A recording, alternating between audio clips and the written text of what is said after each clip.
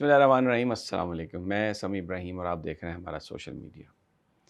आज अपने इस वीलॉग में मैं 2-3 चीज़ें डिस्कस करूँगा। एक तो वज़ीर-ए-आज़म शहबाज शरीफ साहब का बयान है कि जिस वक्त पाकिस्तान पर हमला हुआ रात को 2 ढाई बजे, तो मैं स्विमिंग कर रहा था और आर्मी चीफ़ ने मुझे फ़ोन पर ये बात बताई।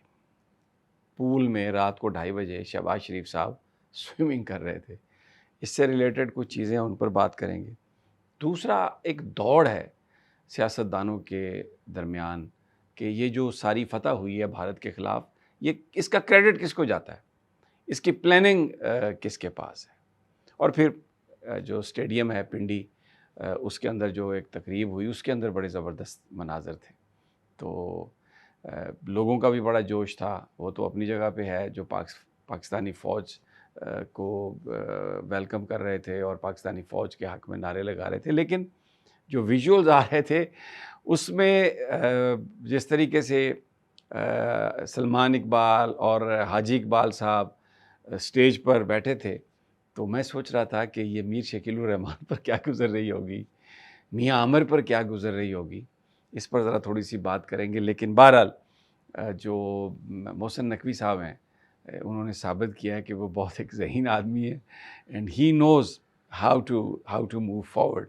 तो ये एक बड़ी एक ऐसी बात है जो मैं आपसे करूँगा। और फिर एक सवाल हम करेंगे कि अब काशिफ़ अब्बासी साहब उनकी जो ख़ुद साख्ता गुमशुदगी है उसको कब ख़त्म करेंगे, ये एक अब बड़ा सवाल है। तो सबसे पहले पूल की बात है, स्विमिंग पूल की।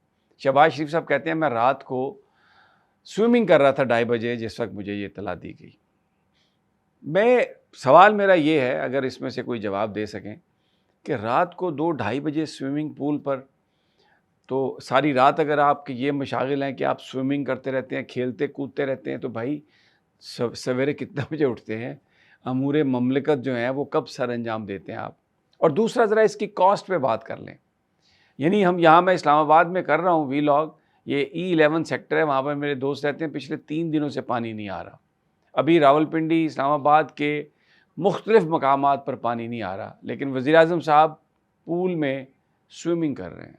अब उसका सिर्फ मैं आपको एक हफ़्ते का ख़र्चा बताता हूँ, जो मुख्तलिफ़ चीज़ें हैं, उसकी जो सफाई होती है, उसमें जो केमिकल डाला जाता है, उसमें जो हीटिंग और उसके जो पंप्स हैं जो चलते हैं, जो उसके सर्विसेज उसकी हैं, उसके जो रिपेयर है, उसके जो स्पेयर पार्ट्स हैं, उसके जो बिजली लगती है, भले वज़ीर-ए-आज़म हाउस में है लेकिन बिजली तो आती है ना, वो कम अज़ कम कोई 10 से 12 हज़ार डॉलर हफ़्ते की है।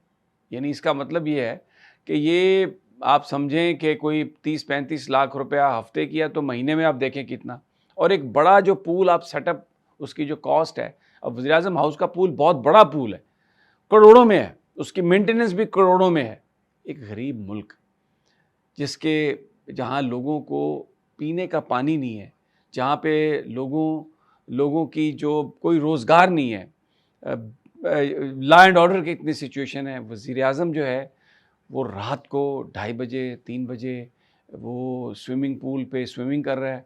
फिर अभी तो उसमें मैंने वो जो स्विमिंग करते हुए जब आप उसके आते हैं किनारे पर, और उधर जो सजे मुरब्बे पड़े हैं, जो किशमिशें पड़ी हैं, जो ड्राई फ्रूट रखा हुआ है, उसका तो मैंने ज़िक्र ही नहीं किया कि उसकी क्या कॉस्ट होगी और कितने लोग आपके साथ होंगे।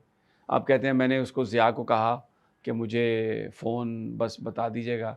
अब मैंने मरीम नवाज़ साहबा की गुफ्तगू सुनी, वो आशिक साहब का बार बार ज़िक्र कर रही थी कि जो किसानों के लिए जो देने अमरात के आशिक, आप ये कर लें, ये कर लें। वो शायद कोई ओहदेदार हैं, वज़ीर हैं, कुछ होंगे। मियाँ नवाज़ शरीफ साहब जो हैं वो उनकी सारी ज़िंदगी शकील एक उनका मुलाज़म है, बस किसी ने भी अगर मियाँ साहब से कॉल करनी है तो शकील।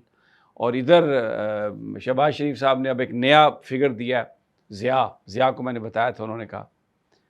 मेरा सवाल सिर्फ ये है कि ये ज़ेब देता है आपको कि एक ऐसी कौम जो कर्ज़े में फंसी हुई है, जहाँ पर रोज़गार नहीं है, इलाज नहीं है, तालीम नहीं है, बच्चियों की शादियाँ नहीं हो पाती, आप यहाँ पर स्विमिंग करते हैं उस मौके पे जब पूरे पाकिस्तान पर ड्रोन बरसाए जा रहे हैं, जब हमारी अफ़वाज जो हैं वो अपनी जानों का नजराना पेश कर रही हैं और लोग अपने सियासी इख्तिलाफ़ात भुलाकर इस फ़ौज के, इन इदारों के पीछे खड़े होकर दुनिया को उन्होंने ये जवाब दिया है कि ये हमारी फ़ौज और ये हम पाकिस्तानी और इंडिया आओ, तुम्हारा हम सत्यानाश कर देंगे।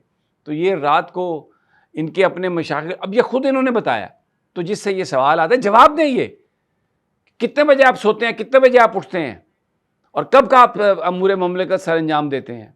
और ये इतनी अय्याशियाँ आपने, बहरहाल मेरा काम है सवाल उठाना, मैंने ये सवाल उठा दिया। अब एक दूसरी रेस शुरू हो गई। वो रेस ये है कि जी ये जो जंग जीती है इसका क्रेडिट किसको जाता है। कोई बंदा तस्लीम करे या ना करे, इसका क्रेडिट पाकिस्तान की फ़ौज को जाता है, पाकिस्तान की एयरफोर्स को जाता है, पाकिस्तान की नेवी को जाता है और पाकिस्तान के अवाम को जाता है और अस्करी क़यादत को जाता है, जिन्होंने इसको प्लान किया, जिन्होंने वो सारा जो महारत से एक दुश्मन की जो चालें थी उनको समझा और उन पर अटैक किया। कोई शक नहीं, मियाँ नवाज शरीफ साहब ने इस सारे दौर में, ये जो 7-8 दिन का क्राइसिस था, गायब हो गए, कोई बयान नहीं दिया। मीडिया कहता रहा, मैं खुद कहता रहा कि जनाब आप मोदी के ख़िलाफ़ मियाँ साहब से एक बयान दिलवा दें।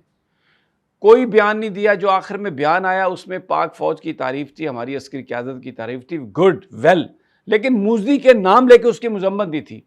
और इसका बैकग्राउंड ये है कि वो मोदी से अपना बड़ा ताल्लुक़ समझते हैं कि मोदी की माँ को उन्होंने साड़ी दी, वो जो दिखाते हैं, वो उनके घर साड़ियाँ लेके आया, वो अपना एक ज़ाती ताल्लुक़, अपना उसको भाई समझते हैं। ये बात हम कहते रहे, लेकिन जब ये बहुत ज़्यादा शोर आया इस पर, तो वो जनाब अज़मा बुखारी साहबा ने कहा कि मियाँ साहब एक स्टेट्समैन है और वो इस किस्म की बात नहीं करते, गवर्नमेंट जो है वो बात कर रही है। मरियम नवाज़ साहबा ने तो हद ही कर दी, उन्होंने कहा कि ये JF-17 भी मियाँ नवाज शरीफ साहब ने बनाया।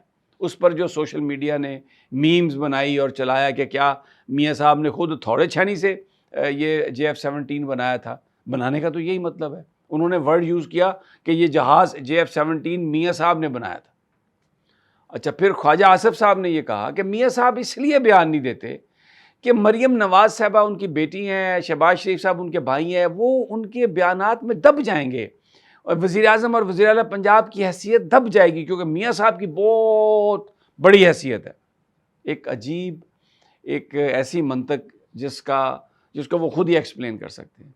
अब इस रेस में अय्याज सादिक साहब भी कूद गए और फरमा रहे हैं ये तो जंग का जो क्रेडिट है जीतने का और उसकी जो प्लानिंग थी मियाँ नवाज शरीफ साहब ने की। मुस्लिम लीग नून, इसमें कोई शक नहीं कि मियाँ नवाज शरीफ साहब उस पार्टी के सरबराह हैं, उनकी गवर्नमेंट है जहाँ पर तमाम सियासी जमातें, हुकूमत, अस्करी क़यादत एक पेज पे आई, तो credit goes to Noon league, for that credit goes to जो नून लीग की क़यादत है। लेकिन अब सिर्फ उसको मियाँ नवाज शरीफ के खाते में डालना, ये जो इतनी बड़ी फ़तह पाकिस्तानी कौम ने हासिल की है, ये एक उसको सियासत की नज़र करने के मुतरादिफ है।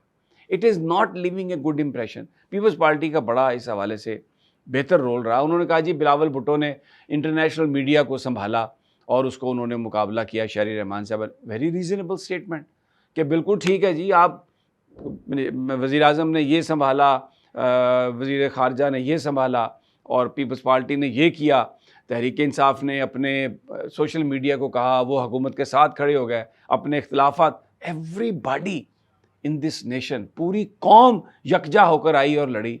अब आप एक नई कहानी शुरू कर रहे हैं कि जनाब ये मियाँ साहब ने, नवाज शरीफ साहब ने सारा कुछ किया। इससे बिल्कुल नज़र आ रहा है कि आप एमए का क्रेडिट लेने की कोशिश कर रहे हैं। डोंट डू दैट, इससे आपको नुकसान होगा, फ़ायदा नहीं होगा।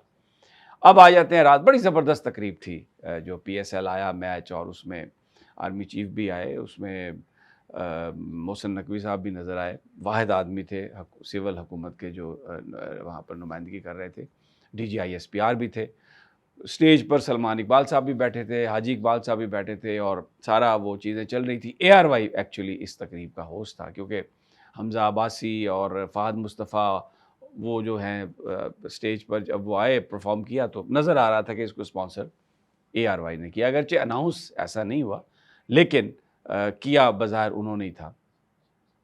बड़े अच्छे मनाज़र थे ये, मैं तो उसको देख रहा था। लेकिन मैं ये सोच रहा था, अब ये मैं जो हमारे मीडिया के लोग हैं वो समझते हैं कि ये जो मालकान है मीडिया के, इनकी आपस में ये इकट्ठा काम भी करते हैं, लेकिन इनकी आपस में इनकी राइवलरी भी बहुत ज़्यादा है।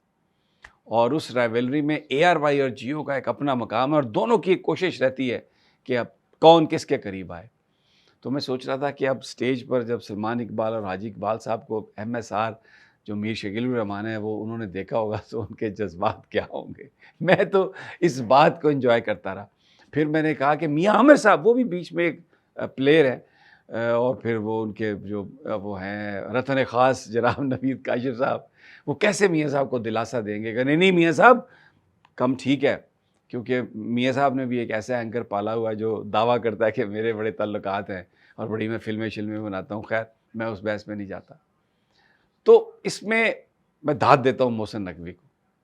मोहसिन नकवी क्योंकि मीडिया के पुराने आदमी हैं, चैनल भी ओन करते हैं, लेकिन जिस खूबसूरती से सब कुछ उन्होंने रात किया, वो बड़ा ज़बरदस्त था और मैं बिल्कुल दाद देता हूँ उनको इसी कॉन्टेक्स्ट में जो हुआ। और अब उनकी जो बेबसी है दूसरे मीडिया ओनर्स की, वो मुझे नहीं पता उसका मदावा वो कैसे करेंगे। और अब एक आखिरी सवाल हमारे दोस्त काशिफ़ अब्बासी, वो बड़े अरसे से गायब हैं। तो फिर एक अच्छे एंकर हैं, बड़ी अच्छी बात करते हैं, तो उनकी कमी भी महसूस हो रही है। तो फिर एक सवाल है उनसे कि वो अपनी खुद साख्ता गुमशुदगी जो है, उसको कब ख़त्म करेंगे? अगली वीडियो तक इजाज़त, अल्लाह निगहबान।